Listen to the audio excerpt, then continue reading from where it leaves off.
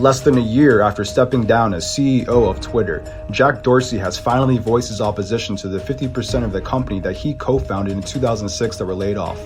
The personnel reduction, which Elon Musk, the new owner of Twitter, caused thousands of people pain. This features significant teams working on accessibility, AI ethics, human rights, and curation. Folks at Twitter, past and present, are strong and resilient, Dorsey said on Twitter on Saturday morning. They will always find a way, no matter how difficult the moment.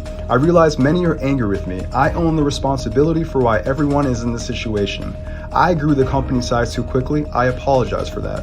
In addition, Dorsey, who left Twitter's board of directors 5 months ago, said, "I am grateful for and loved everyone who ever worked at Twitter." The records from the Elon Musk versus Twitter trial that were released have revealed some information about Dorsey's plans for the company's future.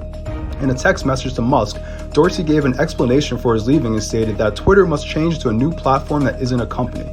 "I believe it must be an open source protocol, funded by a foundation of sorts that doesn't own the protocol, only advances it. A bit like what Signal has done. It can't have an advertising model," Dorsey texted Musk. Despite leaving his formal positions at Twitter, Dorsey's quiet stance remained detected. Elon discussed the layoffs on Friday night in the interim.